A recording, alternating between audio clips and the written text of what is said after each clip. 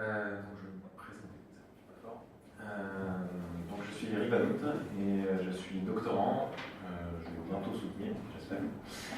Je suis donc à la fin de mes 3 ans de thèse et je suis dans le même laboratoire dans la même équipe que Stéphane. Et donc je vais un petit peu vous parler aller un peu plus en profondeur sur le côté applicatif, du coup sur ce que je fais moi dans mon sujet de thèse, c'est-à-dire travailler sur un micro-drone autonome inspiré de la perception des abeilles. Donc, quand on parle d'autonomie, la première chose qu'on va penser, c'est le mouvement, c'est-à-dire un drone qui va pouvoir évoluer dans un environnement de manière autonome, seul. Pour ça, c'est ce qu'on va appeler, jusqu'à un certain point, la navigation. C'est ce qui englobe un petit peu ce qu'on peut appeler le cycle information-mouvement. Donc la première étape vers la navigation, c'est bien sûr le contrôle, c'est-à-dire savoir générer le mouvement. D'un point de vue automaticien, on peut faire ça, on parle souvent de boucle fermée ou de boucle ouverte. On pourrait un petit peu faire un parallèle avec le côté proprioceptif qu'on a, c'est-à-dire en boucle fermée, on va donner une commande pour faire un mouvement, et derrière on a des capteurs, on a un moyen de récupérer l'information pour vérifier que le mouvement a été correctement fait, et ainsi corriger toute erreur. C'est le côté proprioceptif qu'on a chez nous. La boucle ouverte, c'est on estime quelle commande envoyer pour avoir quel mouvement, mais derrière on ne va pas pouvoir le corriger tout de suite puisqu'on n'a pas d'informations sur ce qui a été fait. Donc ça, c'est une partie très importante sur le drone parce que c'est une plateforme qui peut se déplacer dans beaucoup de directions, qui doit vraiment faire des mouvements très précis. Le vol, c'est une tâche qui est très compliquée. Donc c'est un aspect qui prend beaucoup de temps. Ensuite, il faut donner un accès vers l'environnement, un accès vers l'extérieur. Parce que pour faire de la navigation, ça se fait en fonction de son environnement. Il faut donc pouvoir prendre de l'information de manière extérieure, contrairement à ce qu'on fait dans le contrôle, c'est-à-dire d'avoir de l'information interne qui circule pour faire un contrôle. On va voir là, on va essayer de chercher ce qu'on appelle la perception. Cette perception, en robotique, on a souvent des perceptions qui sont émissives ou non. Ce qu'on appelle émissive, c'est par exemple les sonars ultrasons. On va avoir besoin d'émettre quelque chose, donc dans ce cas-là du son, ultrason, pour pouvoir capter une information, mesurer quelque chose, mesurer une distance. Ça, en biologie, il y a des animaux qui le font, la chauve-souris, le dauphin, sûrement d'autres. Donc voilà, c'est ce qu'on utilise aussi en robotique très souvent sur, par exemple, les voitures, pour les radars de recul, des choses comme ça. On a le laser, on peut faire le même style de mesure de distance qui permet de percevoir son environnement avec du laser. Ça, en biologie, je crois qu'il n'y a pas trop d'animaux qui utilisent le laser pour faire des mesures de distance. Et ensuite, on a la vision. C'est plus ou moins lié avec le laser, sauf que du coup, là, la vision n'est pas émissive. Et la vision, c'est 2/3 des embranchements du règne animal qui possèdent ce sens. Dans toutes les espèces, 2/3 des embranchements utilisent la vision comme perception de l'environnement. On a le tactile aussi, et après on a aussi d'autres, mais pour des tâches de navigation, on va surtout se baser sur la vision, le tactile, les ultrasons. Et ensuite, une fois qu'on a cette information de l'environnement, la première tâche dans le mouvement qu'on va essayer de faire, qu'on va vouloir faire, c'est éviter les obstacles. C'est le premier danger. Quand on bouge, dans tout environnement, il y a des obstacles, sauf peut-être en aérien, il y a très peu de chances de rentrer en collision avec d'autres avions ou d'autres oiseaux, des choses comme ça, mais ça existe. Une des tâches les plus importantes, c'est l'évitement d'obstacles. Aujourd'hui, l'évitement d'obstacles fait par la vision, donc là je vais me concentrer, je vais laisser un petit peu de côté tous les autres types de capteurs pour le côté perception, on va se concentrer sur la vision. Pour l'évitement d'obstacles, aujourd'hui la vision, on a une espèce de course à la vision en haute définition, on utilise des caméras de plus en plus précises, avec des très hautes performances, et derrière on va essayer de faire du traitement d'image de cette vision pour justement récupérer une information qui nous permet d'identifier les obstacles pour pouvoir l'éviter. Et on peut faire ça avec de la stéréovision, c'est ce que font aussi beaucoup d'animaux, avec 2 sources visuelles, 2 yeux. On peut avoir une notion de profondeur, une notion de distance et donc une identification des obstacles. Donc on utilise beaucoup ça en robotique. On a la reconnaissance d'objets qui permet, si on arrive à localiser avec une seule caméra un objet dans un espace et le garder dans son champ visuel en se déplaçant, on peut estimer sa position en 3D. Donc c'est des travaux que vous avez déjà vus hier. On a aussi la flux optique, parce que déjà Stéphane nous a bien parlé. Et nous, on va se concentrer justement sur une vision, j'ai séparé la vision du coup un petit peu en deux catégories, celle qui est haute définition, donc je ne donne pas de seuil parce que à partir de quand c'est de la haute définition, c'est à chacun d'en décider. Nous, on va chercher justement à aller dans la basse définition. Et du coup, on va plus vraiment appeler ça du traitement d'image, mais plutôt du traitement du signal. Et on va pouvoir aussi faire du flux optique avec. C'est une approche, en gros, dans le traitement, dans ce flux optique, la différence entre ces deux flux optiques en traitement d'image ou en traitement du signal, c'est qu'il y en a un où on va chercher à avoir une haute résolution spatiale. Donc c'est le traitement d'image, c'est-à-dire d'avoir une image avec beaucoup d'informations, beaucoup de pixels, avoir une résolution spatiale très riche. Et derrière, on va avoir quelques images par seconde. Donc une caméra classique, c'est 30 images par seconde, 60 images par seconde, on fait beaucoup plus aussi maintenant. Et donc avec cette haute résolution spatiale, on va essayer de déterminer comment se sont déplacés les objets spatialement dans le champ visuel pour déterminer un flux optique. Et dans le côté traitement du signal, on va avoir une résolution temporelle. Donc on va laisser de côté un petit peu cette résolution spatiale, on va plutôt se concentrer sur la résolution temporelle, c'est-à-dire d'avoir moins de définition spatiale, moins de pixels, mais une très haute fréquence d'échantillonnage, une très haute fréquence de prise d'image. Donc on va chercher à avoir plusieurs centaines, voire milliers d'images par seconde. Mais avec peu de pixels. On va voir du coup le principe un petit peu plus loin. Et une fois qu'on a tout ça, on peut dire qu'on est capable après de faire de la navigation. Et pour les besoins de navigation, on va utiliser plusieurs types de principes selon ce qu'on veut faire pour faire de la navigation. Mais une fois qu'on sait éviter les obstacles, on peut se concentrer sur la tâche de navigation. Et on peut faire par exemple de la poursuite, on peut faire du suivi de parois, on peut utiliser un repère géographique comme le nord magnétique, donc boussole, donc il y a des animaux qui sont sensibles à ça, pour se localiser et pour pouvoir avoir un objectif de déplacement, savoir où aller, donc de la navigation. La position du soleil, il y a des animaux qui utilisent ça, notamment les fourmis, qui repèrent la position du soleil à n'importe quel moment, et en se déplaçant, arrivent à estimer leur déplacement et pouvoir revenir à leur nid avec le chemin le plus court possible. C'est-à-dire qu'elles vont explorer pour trouver de la nourriture. Une fois qu'elles en ont trouvé, elles arrivent à revenir à leur nid en utilisant principalement l'information de position grâce au soleil, avec d'autres mécanismes aussi, hein, mais principalement cette information. On a le GPS, voilà, qui aussi nous permet d'avoir une position, donc là on est plutôt côté robotique, et on a aussi, donc vous avez vu hier des exemples, de SLAM, donc de systèmes qui permettent de se localiser et de mapper en même temps l'environnement dans lequel on se déplace. Donc c'est ce qui est souvent fait en robotique avec des systèmes de vision haute définition. On cherche à faire du SLAM avec de la basse définition, mais c'est pas facile, mais on y travaille. Donc on avait les étapes pour arriver à la navigation. Maintenant, il faut résoudre le côté hardware, c'est-à-dire choisir les composants qui vont nous permettre de faire ces différentes étapes pour arriver à la navigation. Et en micro-robotique, on a beaucoup de contraintes. On cherche à être petit, et qui dit petit dit souvent moins de performance, plus cher. Et on a des problèmes de poids à embarquer. Donc voilà. Et un petit peu, c'est des contraintes qui sont très fortes. Mais les technologies avancent très vite et on a maintenant, comparé à quelques années, on a des caméras qui sont vraiment extrêmement petites, comme la caméra Raspberry,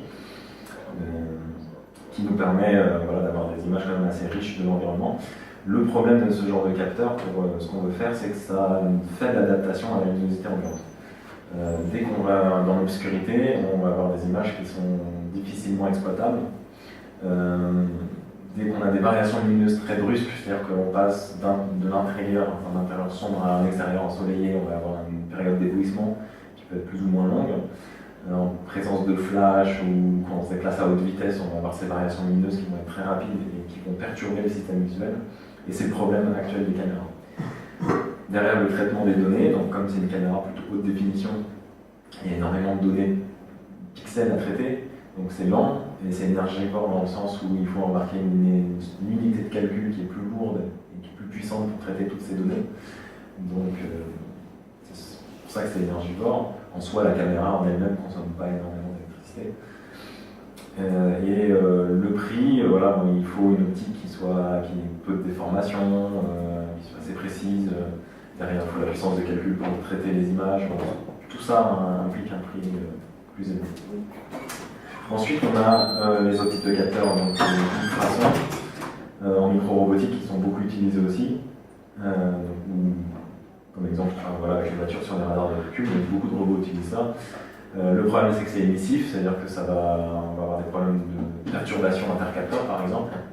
On va perturber même les autres robots qui peuvent se trouver à proximité et qui utilisent le même capteur. Je suppose qu'il y a peut-être des gens sur Internet qui sont déjà amusés à perturber les voitures des gens qui essayent de se garer avec justement, en les bombardant d'ultrasons, les capteurs sont complètement perturbés. Après, on a un problème de portée avec ce genre de système. Et pour la micro-robotique, ça reste quand même assez encombrant. Il n'est pas très cher, mais bon, voilà, par rapport des deux, du coup, il n'est pas très bon. Les lasers, c'est quelque chose de très très cher qui est beaucoup utilisé en automobile, puisque c'est très précis et très rapide, mais voilà, c'est extrêmement cher. Ça commence à baisser. On a des modèles de plus en plus petits, comme vous pouvez voir à droite sur la comparaison. Il y en a encore des plus petits maintenant. Et notamment, ils viennent de sortir il y a quelques temps un micro-lidar que vous voyez en bas. Et là, il ne prend qu'une seule mesure de distance. Mais en application robotique, ça peut être vraiment pas mal ce genre de choses. Et ça coûte pas cher. Mais bon, contrairement aux autres systèmes, les autres systèmes de lidar, c'est des capteurs qui vont être rotatifs et qui vont permettre d'avoir une mesure de distance sur un plan, ou un peu plus. Une mesure de distance pratiquement à 360 degrés. Alors que le petit capteur de droite, il fait qu'une mesure de distance ponctuelle. Il a une courte portée aussi. Et on a aussi, ce qui est pas mal utilisé, notamment sur les robots respirateurs. Ils utilisent aussi de la vision, du lidar ou des sonars. Mais les capteurs de contact, ça c'est fiable, ça marche. Le problème c'est que la portée c'est nul. Il faut toucher l'objet pour pouvoir l'éviter, mais du coup on n'a pas vraiment évité. Mais ça c'est très facile du coup à mettre en place. Donc on a vu un petit peu toutes ces contraintes, et nous dans la micro-robotique, du coup on va chercher à faire de la bio-inspiration, de la bio-robotique, et on va observer justement ce qui est fait chez les insectes, et notamment dans la recherche, ce qui est fait chez l'abeille. Donc on va un petit peu faire la fiche technique de l'abeille, et essayer de comprendre ce qui est intéressant chez l'abeille. Bon, Stéphane nous en a pas mal parlé, mais voilà, si on fait la fiche technique, on a une abeille qui n'a pas beaucoup de puissance de calcul, entre guillemets, qui a une puissance cognitive, une capacité cognitive qui pourrait paraître limitée. Ça ne veut pas dire qu'elle est bête, elle est au contraire très intelligente. Tiens, j'ai inversé le poids et taille, mais c'est pas grave. Bon, vous avez compris. Une abeille, c'est vraiment tout petit, voilà, entre 1-2 cm, pour d'autres espèces 3 cm, 80 mg. Et pourtant, c'est des insectes qui peuvent voler, pour certaines espèces, jusqu'à 50 km/h. Alors, en utilisant leur système visuel, alors que ce système a une très faible résolution comparé à l'œil humain. Alors il y en a qui sont amusés à faire une comparaison, enfin une estimation de la résolution de l'œil humain, on ne peut pas trop dire ça à des biologistes parce qu'ils vont un peu pour dire, qui se baserait à peu près dans les centaines de millions de pixels en résolution pour l'œil humain, alors que dans la celle de l'abeille c'est moins de 100 000, et en plus c'est 100 000 pixels entre guillemets, il ne faut vraiment pas dire ça, mais cette résolution elle est répartie sur une vision panoramique, c'est-à-dire que ponctuellement sur un faible champ visuel, la résolution elle est vraiment très faible. Et en plus, c'est une vision floue, et malgré toutes ces contraintes, l'abeille, elle sait naviguer et éviter les obstacles. Et là, on se dit, il y a quelque chose à en tirer. En robotique, un drone qui fait 3 cm de long, 100 mg, qui vole à 50 km/h, on ne sait pas faire, pas encore. Et en plus, encore si on va savoir faire dans quelques temps peut-être, l'Oudreau ne tiendra pas en l'air très longtemps. Donc il y a beaucoup de choses à faire. Donc on va s'inspirer du coup du principe de perception déjà. On va laisser de côté toute la partie contrôle dans les étapes de navigation. La partie contrôle, voilà, c'est acquis, le contrôle d'un drone, on sait faire, il y a plein de gens qui ont travaillé dessus. Il y a encore des travaux à faire pour l'améliorer, bien sûr. On peut avoir les mêmes mouvements que ceux des insectes, par exemple, des dynamiques aussi hautes, mais on fait déjà vraiment très bien. Donc on va vraiment se passer sur la perception et l'évitement d'obstacles pour arriver à un début de navigation. Donc Stéphane nous a déjà parlé un petit peu du flux optique et du principe. Donc c'est le déplacement d'un objet, d'un contraste, d'un amer visuel, c'est dans le champ visuel. Donc on va la projeter sur la rétine. C'est ce qui se passe exactement la même chose sur une caméra ou tout système visuel. Et ça provoque si on représente le flux optique par des vecteurs, on a ce genre de vecteurs quand on a un déplacement frontal à gauche ou latéral. Donc, un petit exemple un peu plus net. Quand on se déplace et qu'on regarde dans la même direction que le déplacement, on a un flux optique en expansion. Donc on a le point d'expansion au milieu qui est lui fixe, et dès qu'on s'éloigne de ce centre, on a le flux optique qui augmente jusqu'à arriver à son maximum quand on est à 90 degrés, quand on regarde sur le côté. Et justement, quand on regarde sur le côté, on a une notion, désolé, une petite animation qui représente un petit peu, vous êtes dans un couloir, vous êtes sur l'autoroute, vous allez de manière rectiligne, vous regardez devant, vous avez vraiment cette expansion. Si vous regardez un contraste se déplacer sur une zone de l'image, vous voyez que plus vous vous éloignez du centre, du fond du couloir, et plus l'objet se déplace vite dans cette distance. Si on prend 2 pixels éloignés de 1 cm sur l'image, voilà, si on s'éloigne du centre, et plus ça défile vite. On a la même chose sur une vision latérale, mais là qui va être très intéressante, on l'a aussi en frontal, mais qui va être très intéressante sur la notion de profondeur. Plus on va regarder loin, donc c'est ce qu'expliquait Stéphane avec justement cette formule du flux optique, plus on regarde loin, et moins le flux optique est fort, et plus on regarde près, plus ça défile vite. Exactement comme sur l'autoroute, là en barre de sécurité, les panneaux de signalisation défilent vite, alors que les montagnes, les villages et même la lune au moins défilent très lentement. Et c'est ce que font les insectes.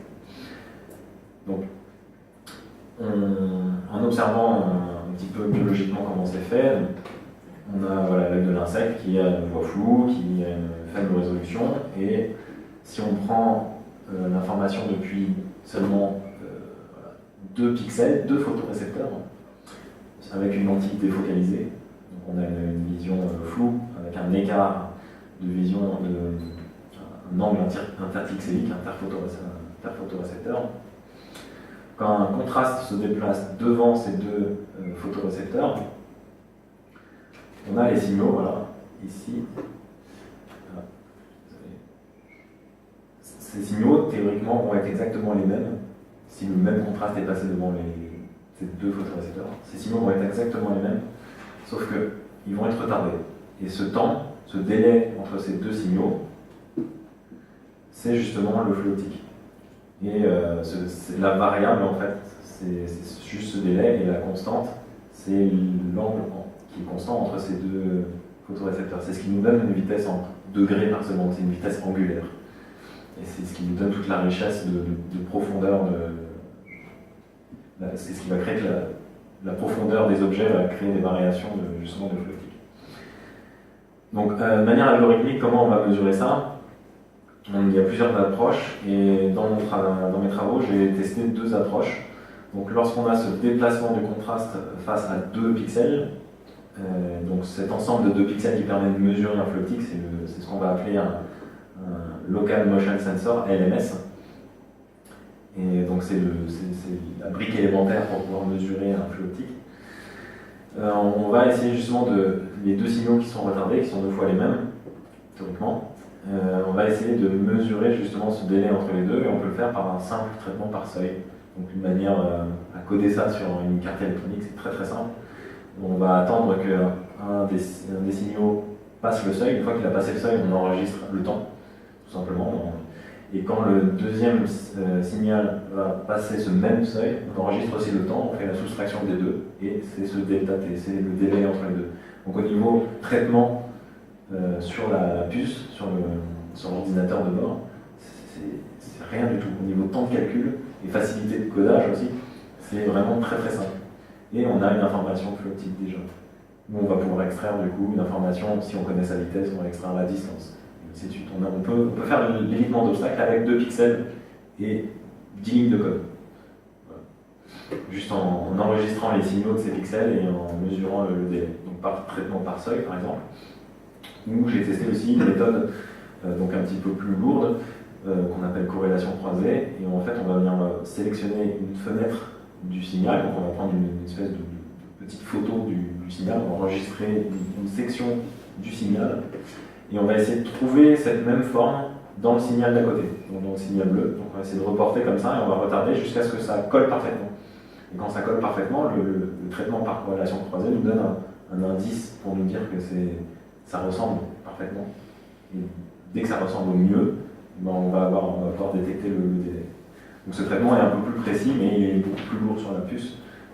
Mais il reste quand même moins lourd que certains traitements d'images sur des images à haute définition. Parce que on travaille vraiment avec 2 pixels et juste deux ensembles de données. Donc ces traitements, on va les utiliser sur... du coup, on va se concentrer sur des capteurs qui sont à basse résolution. On ne va pas s'embêter à prendre des imageurs avec des capteurs avec des millions de pixels, donc, où l'ordinateur va être complètement saturé de données à traiter, à trier, à ne plus savoir quoi en faire. On va justement utiliser un capteur qui, Stéphane nous en a un petit peu parlé, du MAPIX, qui est un capteur bio-inspiré de seulement 12 pixels. Donc on les voit à l'œil nu, 12 pixels, alors 2 x 12 parce qu'on a essayé 2 technologies de pixels, mais on n'utilise qu'une seule. On a trouvé la meilleure, et puis on a pris la meilleure, et on n'utilise qu'un seul groupe de 12 pixels. Et ils sont auto-adaptatifs, c'est-à-dire que ces pixels vont nous donner une réponse qui est toujours qui va toujours nous donner la même réponse, quel que soit le niveau de luminosité dans lequel on est. C'est-à-dire que la réponse de chaque pixel est moyennée, est en accord avec une moyenne générale de la luminosité récupérée par le capteur. C'est une loi qui est régie par ce qu'on appelle la loi de Michaelis-Menten. Et ça permet du coup au capteur, quelle que soit la condition lumineuse, de réagir de la même façon à un même contraste, de donner la même réponse. Donc on est complètement indépendant de la lumière, avec certaines limites. Donc là, les limites de ce capteur-là, c'est ce qu'on appelle 7 décades de luminosité, c'est-à-dire qu'en luxe, il ne voit pas que dans le spectre visible, donc on ne sait pas trop mesurer ça en luxe, mais bon, ça parle plus aux gens. Entre 0,1 et 100 000 lux. Donc 100 000 lux c'est en plein soleil, donc c'est une très forte luminosité, et 0,1 c'est vraiment normalement à 0,1 lux où on n'arrive pas à lire un livre, c'est vraiment très, très obscur.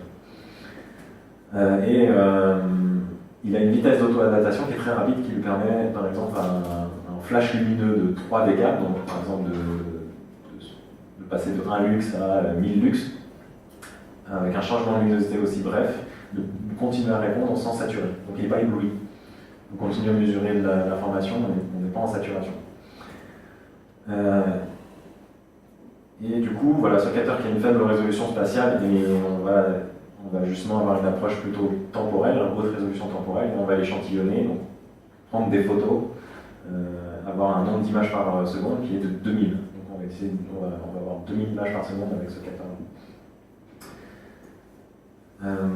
Donc on a testé les 2 algorithmes en vol, donc on a mis le capteur, je ne sais pas si vous avez vu, c'était un peu rapide, je vous ai un petit peu vu. Le capteur on l'a positionné en fixe sous un drone, et on a fait voler ce drone dans la salle d'ICON, justement, que Stéphane vous parlait tout à l'heure, qui est justement à Lumini dans notre laboratoire, et qui nous permet de faire un vol en boucle fermée, donc comme si on avait un GPS mais d'intérieur.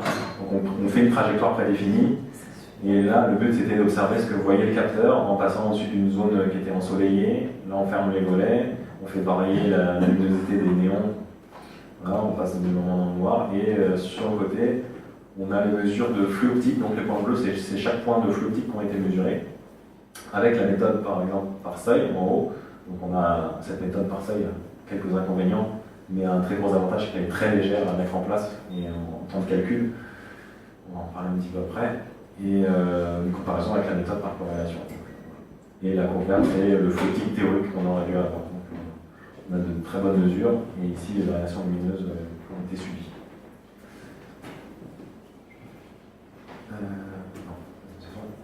Donc, une fois qu'on s'est mesuré du flot optique, on va se pencher sur un autre problème, que d'ailleurs ceux qui font de la vision doivent bien connaître, qui est la vibration. Quand on est en mouvement, notamment chez les oiseaux, ou notamment quand on est en l'air, il y a des perturbations, il y a des turbulences, on a les mouvements de battement d'ailes par exemple chez les oiseaux, ou les vibrations chez les insectes qui vont provoquer des forts tremblements. Et si on fait du traitement d'image sur ce style d'image, que ce soit en haute définition ou en basse définition, on va avoir beaucoup de difficultés justement parce que là, ça bouge dans tous les sens et on arrive de plus en plus à faire des choses en présence de vibrations, mais ça reste un problème majeur. Et si on observe dans la nature, la biologie a un petit peu résolu ce problème. C'est tout simplement de stabiliser le système visuel. Alors la poule, c'est un très bon exemple. Et c'est assez, il y a plein de vidéos sur internet de gens qui prennent des poules dans les mains et qui les bougent dans tous les sens, et c'est assez fabuleux. Donc alors il y a eu des propositions de gens qui, pour tous ceux qui achètent des GoPro et qui trouvent que ça bouge trop, je sais pas, pour faire du sport et tout ça, et ils avaient fait une pub assez marrante, où ils vendaient une poule, enfin un casque avec une vidéo à mettre sur une poule, et après vous embarquez votre poule avec un harnais où vous voulez, et vous avez une image stabilisée.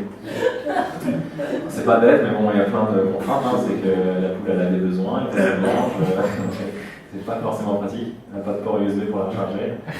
J'ai vu cette vidéo, je suis complètement fan. Alors, il y a autre chose, désolé. Le pigeon, est-ce que vous avez déjà tous observé un pigeon marcher? Est-ce que vous avez vu que sa tête bouge comme ça? Oui. Vous vous êtes posé la question pourquoi le pigeon fait ça en marchant? Et ben, vous regardez sur internet, vous trouvez une vidéo de pigeon et là vous allez tout de suite comprendre. Un pigeon filmé en slow motion, si vous regardez sa tête par rapport à l'arrière-plan, vous voyez qu'il y a toute une séquence où la tête est complètement fixe par rapport à son environnement. En fait, le problème du pigeon, c'est que les yeux sont fixes, donc il n'a aucun moyen de stabiliser sa vision quand il se déplace. Et donc il fait ça avec sa tête, tout simplement. Parce que la marche, c'est un mouvement qui entraîne des perturbations, il change de direction, il avance, il s'arrête, et c'est un pas après l'autre. Et donc là, on voit bien que par rapport à l'arrière-plan, le but c'est que la tête fasse une saccade rapide vers l'avant pour avoir tout un mouvement de stabilité dans la vision. Et d'ailleurs, pour ceux qui veulent tester des choses peut-être un peu artistiques, je serais très curieux de voir un robot qui fasse exactement ce même mouvement avec une caméra et de voir ce que ça donne visuellement, à la même fréquence ou même plus haute que celle des pigeons. Parce qu'on aurait un mouvement très saccadé d'un coup et après une vision nette, très saccadée, nette, très saccadée, nette.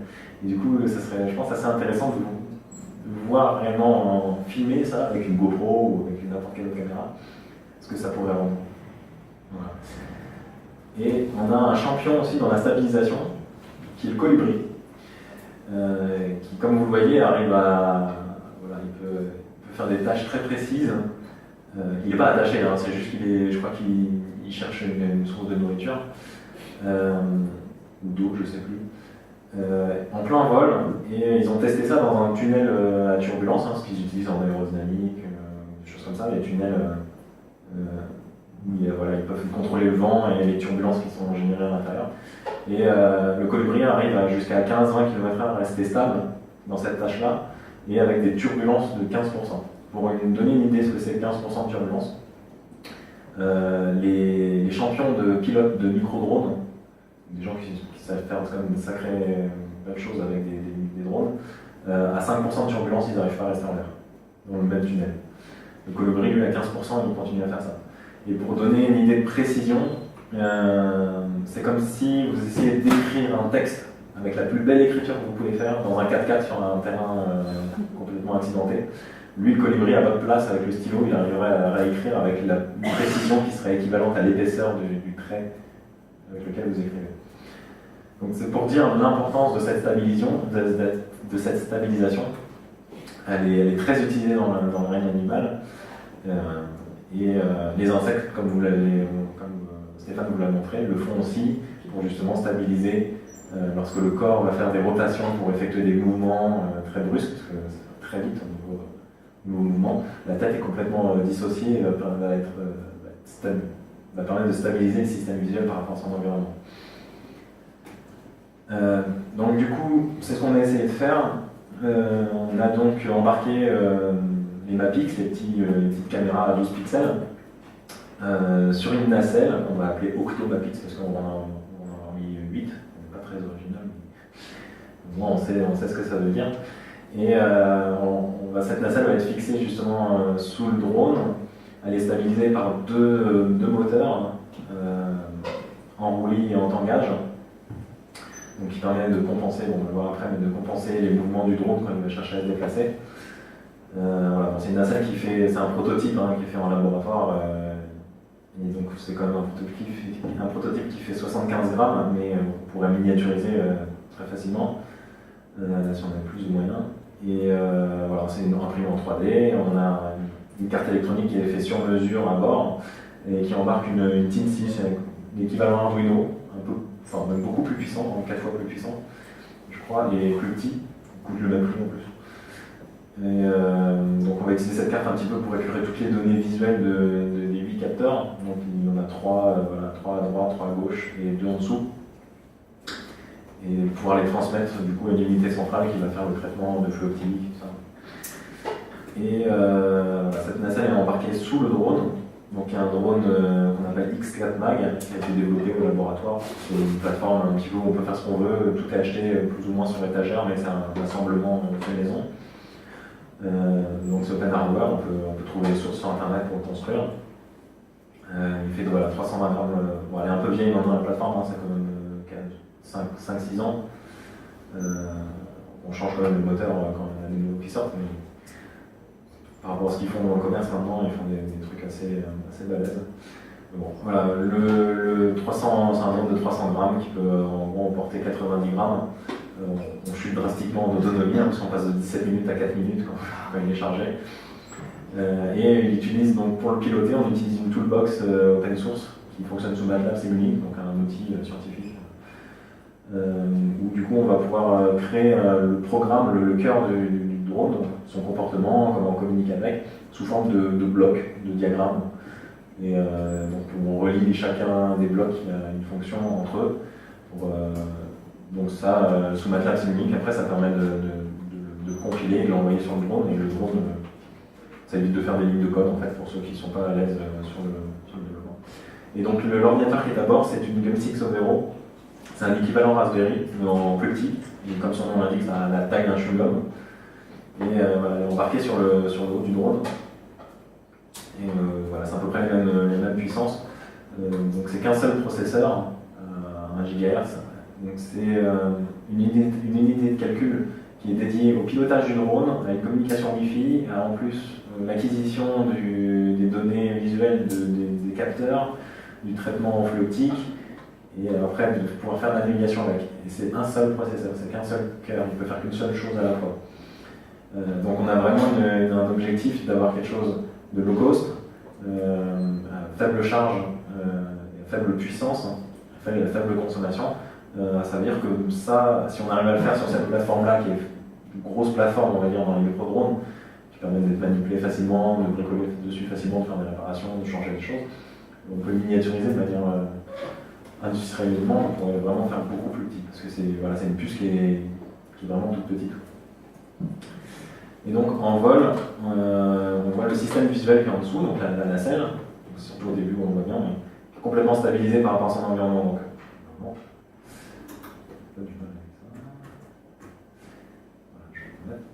mais voilà, la nacelle reste complètement stable par rapport à son environnement. Donc quand le drone va faire des saccades comme ça, de gauche à droite, d'avant, en arrière, où il est obligé de tourner sur lui-même pour faire ce mouvement-là, le système visuel, lui, il n'est pas perturbé par ce genre de mouvement. Et on va pouvoir l'utiliser vraiment pour mesurer le déplacement en général, parce que dès qu'on va tourner, ça va provoquer des perturbations et ça gêne pour la mesure. Donc voilà, donc au niveau perception, et on est tout bon hein, par rapport à la biologie, c'est bon, on a essayé de faire un petit peu ce qu'on avait observé dans la nature.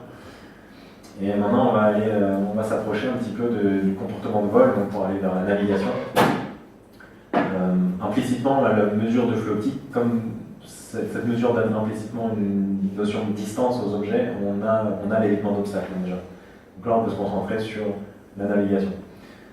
Donc, ce qu'on observe chez les insectes, notamment chez la drosophile, qui a été observé dans le laboratoire en Californie, ils ont filmé une drosophile voilà, dans un cylindre, ils ont mis des caméras, ils ont observé une drosophile dans le cylindre, ils ont enregistré les positions en 3D, les trajectoires.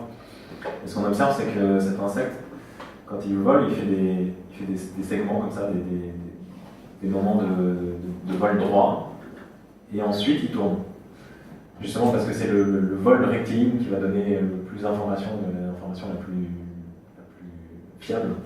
Parce que dès qu'on passe en rotation, on va avoir encore tous ces moments de perturbation qui vont gêner les mesures et la perception de l'environnement. Et donc on a voilà, ce vol en saccade qui fait que dès qu'il y a trop de flux optique sur le côté de l'insecte, quand il avance, donc il arrive trop près d'un obstacle, ben, il va tourner du côté où il y a moins de flux optique, parce que le contraste est plus loin. Et du coup ça fait un vol assez joli comme ça, complètement géométrique, avec des vols, voilà, des segments et des saccades. Donc ils sont testés avec plein de patterns différents, voilà, il y a des rayures là, qui permettent de générer le flux optique, parce que si dans un environnement tout blanc, c'est difficile d'observer. L'insecte arrive quand même à avoir des contrastes dans le détail de la matière, mais il faut qu'il aille beaucoup plus près. Mais voilà, selon les motifs qu'on met autour, vous pouvez voir l'étude, ça ne fait pas du tout les mêmes trajectoires. Enfin, c'est toujours le même principe de trajectoire, de trait droit avec des saccades, mais du coup, ils sont plus amples ou pas.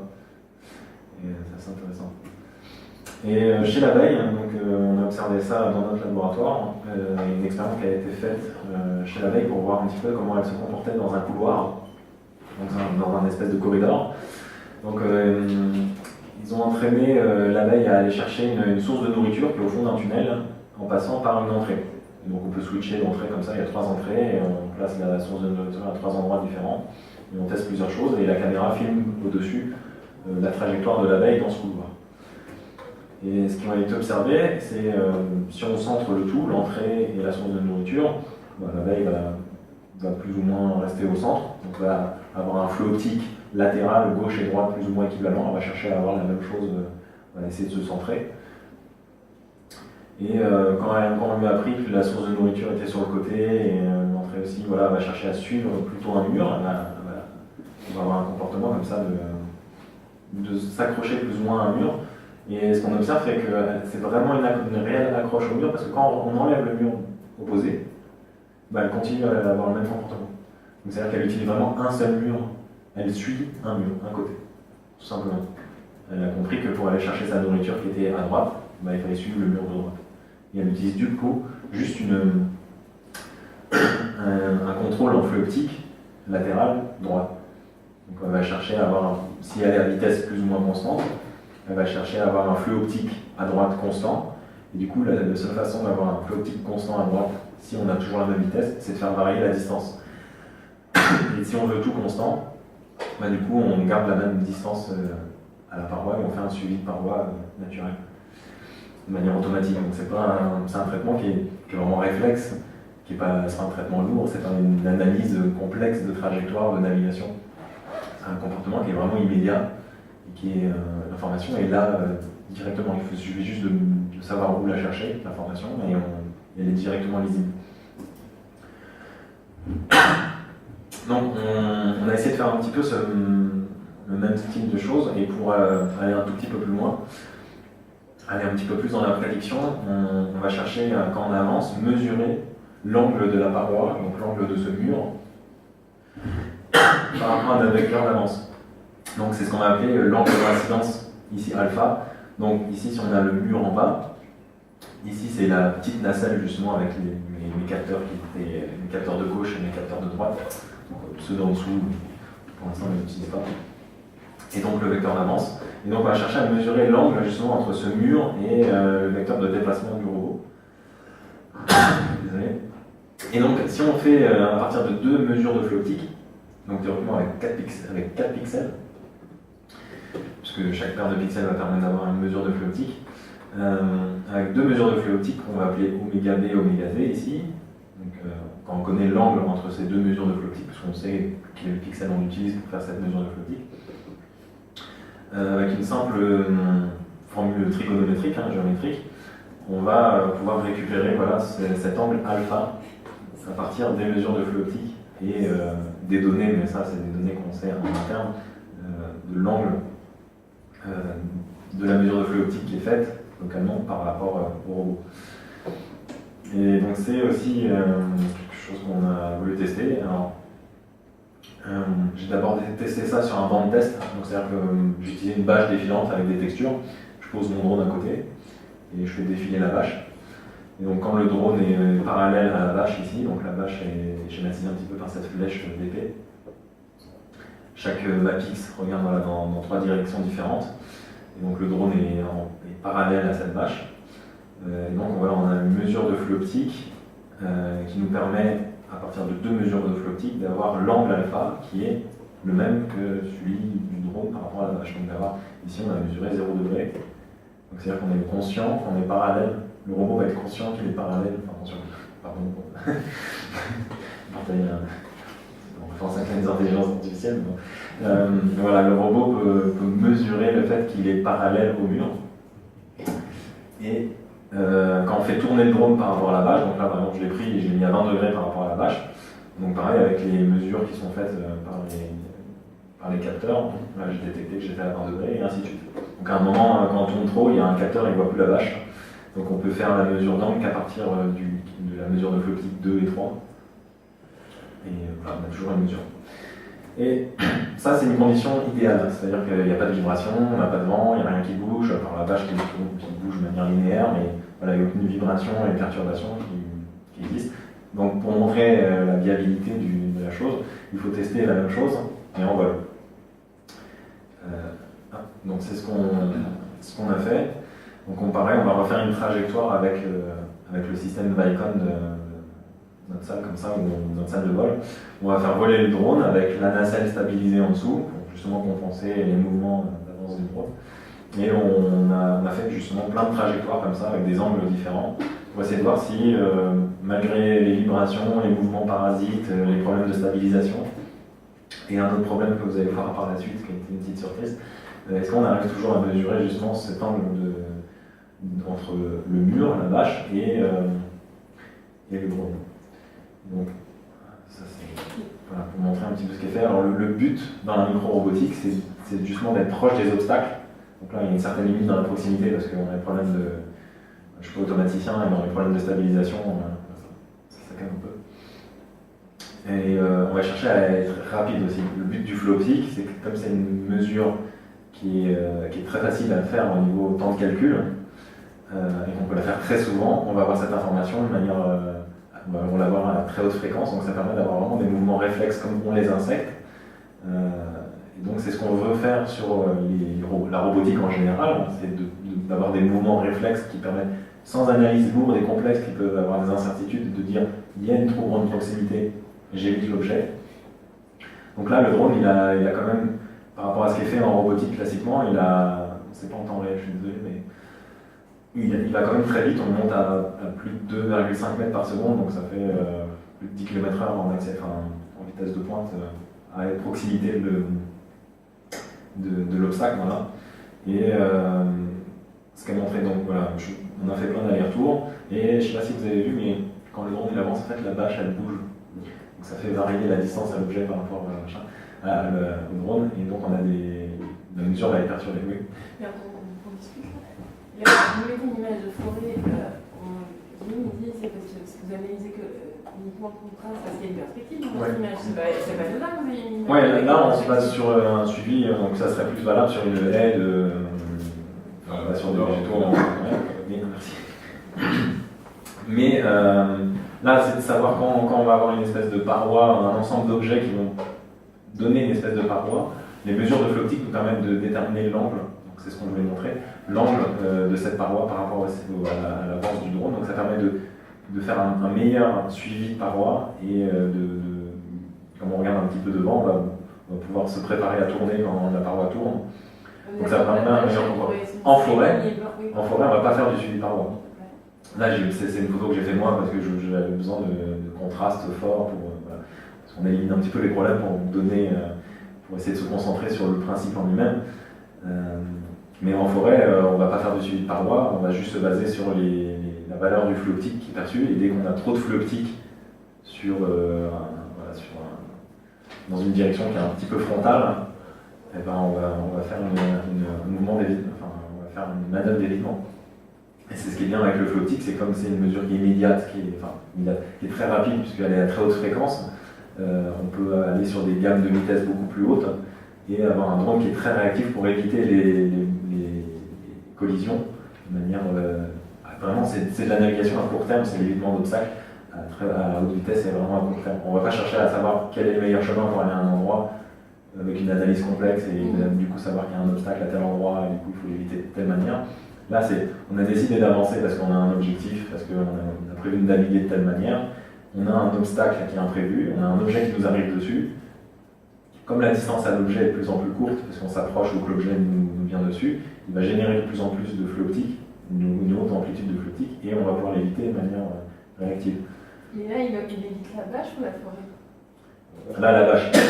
Et du coup, les perspectives qu'on voit sur la bâche, en fait, elles sont pas, il n'y a plus de perspectives. Oui, c'est nous qui interprétons les perspectives parce qu'on connaît la taille, on connaît les tailles des objets, donc d'ailleurs, c'est mon chien. On sait que c'est un chien, donc on sait qu'il a telle distance et que derrière, c'est des arbres, et voilà, c'est parce qu'on a une analyse complexe de l'environnement. Là, le drone, il n'a aucune perception de ça, il voit juste des contrastes défiler les uns avec les autres, donc il voit un mur. Il voit un mur comme nous, on verra un mur de briques. Il n'y a pas de mouvement parallaxe. Non, il n'y a pas de parallaxe, c'est un du photo justement. Ouais. Parce que justement, le côté flux optique nous permet d'avoir une richesse dans ce parallaxe-là, et donc dans ce type de scène, on n'aurait pas de suivi de paroi. Là, on a utilisé une bâche pour un suivi de paroi. Mais c'est pour tester. C'est plus joli aussi visuellement. Puis j'étais content de travailler avec mon chien. Donc, ce que j'en reviens au niveau de la bâche, il y avait des mouvements qui n'étaient pas prévus, on avait beau tendre les sangles au maximum, on avait ces mouvements qui étaient dus aux hélices, c'est ça? Aux hélices, le drone quand il avance, il provoque beaucoup de perturbations, ça a fait bouger la bâche et du coup on a des variations de flux optique. En fait, du coup, dans les mesures, la bâche n'était pas considérée comme un mur droit puisqu'il a bougé. Du coup, quand on va mesurer l'angle de ce mur, au fur et à mesure qu'on avance, on va avoir des variations de cet angle. Malgré ça, je vous épargne un petit peu les mesures à gauche, il faudrait passer un peu plus de temps dessus. Mais les résultats à droite, c'est les mesures qui ont été faites de l'erreur qu'on a mesurée entre l'angle de la bâche et le drone. Donc quand on était sur une trajectoire à 0 degré, on avait grosso modo 2 degrés d'erreur avec des fois des variations jusqu'à plus ou moins 10 degrés. Donc on estime à plus ou moins 10 degrés l'angle de la bâche, donc, malgré ces vibrations dues aux perturbations. Voilà. Et donc sur des angles même jusqu'à 40 degrés, on a 3 degrés d'erreur avec plus ou moins 4 degrés. Alors c'est meilleur dans ce cas-là parce qu'on a utilisé, je reviens un petit peu, mais on a utilisé la paire 1 et 2 des capteurs. Donc en fait c'est les paires qui regardent vers l'avant. Donc quand on a un angle où on va rentrer en collision avec la bâche, c'est ces capteurs-là qui sont les mieux orientés pour mesurer. Donc c'est ce qui explique un petit peu les variations de précision. C'est selon l'angle, on n'a pas les mêmes précisions parce que les capteurs ne sont pas orientés pareil face à l'obstacle. Voilà. Donc pour conclure un petit peu ce travail et un petit peu refaire ce cercle de la biorobotique, de la bioinspiration, on a vraiment observé chez l'insecte un comportement. On a essayé de comprendre quelles étaient les lois de ce comportement. On a observé des comportements en navigation de suivi de paroi. Ces suivis de paroi sont faits grâce à un système visuel qui permet de faire de la mesure de flux optique avec des caractéristiques optiques qui sont ce qu'elles sont, donc plus ou moins faible résolution, une vision floue qui permet de filtrer toutes les informations et les détails trop petits qui ne sont pas utiles. Et derrière nous, on a reproduit la même chose dans le sens inverse, on a recréé cette perception, recréé cette mesure de flux optique, comme vous pouvez, c'est une modélisation, c'est pas une représentation parfaite de ce qui est fait dans la nature. Embarqué sur faite sur un système visuel qu'on peut apparenter à un œil qui est organisé de manière plus ou moins panoramique, donc on fait avec le matériel qu'on a. Mais voilà, on a essayé de faire quelque chose de plus ou moins panoramique pour donner une possibilité de suivi de murs à gauche, à droite, évidemment des obstacles comme ça qui pourraient arriver, et du suivi du sol. C'est quelque chose qui est important aussi quand on vole, c'est de suivre le sol, hein, comme on a vu avec la vidéo, avec la poursuite des... c'était quoi déjà? C'était la coccinelle et puis les mouches. Voilà, le suivi de sol. Et il faut aussi pareil mesurer le flux optique au sol, détecter, si on veut avec plus de précision, l'angle du sol par rapport à la façon dont on avance pour justement, derrière, dans le contrôle, éviter l'obstacle. Et voilà, embarquer sur un drone qui vole. Juste parler rapidement d'un petit projet annexe que j'avais fait en diffusion scientifique. Donc en parallèle d'une thèse, on peut faire des missions complémentaires comme du monitorat ou des choses comme ça. Moi j'ai fait diffusion scientifique et c'est ce qui m'a permis de rencontrer Yannick. Donc qui est faite avec la cellule de diffusion culturelle et scientifique et technique d'Aix-Marseille Université. C'est une petite étude qui est spécialisée là-dedans. Donc il a pour but de diffuser un petit peu tout type de recherche au grand public. Et pour cette occasion-là, où on doit faire des ateliers, des différents formats pour diffuser un petit peu les connaissances, ce qui est fait dans la recherche, j'avais fabriqué un robot un petit peu avec des capteurs plus respirer entre guillemets, donc avec un sonar comme le dauphin et la chauve-souris pour éviter les obstacles. Donc c'était pour le parallèle pour les enfants, les collégiens et le grand public, pour essayer de comprendre l'intérêt de chaque chose. Des petites moustaches qui sont en fait des interrupteurs qui permettent de faire des détections de collision. Et ces petits boîtiers-là qui n'existent pas dans le commerce, que j'ai dû fabriquer moi-même, qui sont des capteurs de flux optique ultra low cost. Et donc en gros, c'est 2 photorésistances, donc 2 pixels de photorécepteurs qui sont mis dans un boîtier côte à côte. Et comme je ne voulais pas m'embêter à acheter des lentilles et à faire plein de. Voilà. En fait, c'est une boîte noire avec une fente, donc l'ancêtre de l'appareil photo. Enfin, c'est pas un point, moi c'est une fente parce que ce qui m'intéresse, c'est une direction qui m'intéresse. Donc en fait, j'ai fait une espèce de lentille d'une dimension grâce à une fente et voilà, mesurer le flux optique à gauche et à droite. Et quand il rencontrait un objet frontal, s'il avait perçu plus de flux optique à gauche qu'à droite, il décidait de tourner à droite et inversement. Donc ça lui permettait d'avoir un comportement intelligent entre guillemets quand il rencontre des obstacles, de partir dans le côté où il n'y avait pas d'obstacle. Et tout ça piloté par une Teensy, voilà, la petite Arduino Lake, voilà, avec une électronique très simple pour montrer aux enfants, aux collégiens que faire de l'IA robotique, c'est plein de petites connaissances qui se mélangent et on peut faire très vite des choses très marrantes et qui sont assez intelligentes. Il y en a beaucoup qui nous demandaient de mettre un aspirateur derrière et je vais mettre chez moi. J'en ai acheté un et c'est beaucoup plus rapide à développer. Voilà. Et bon, c'était sur le principe du jeu. Donc si vous avez des questions. Merci. Rien.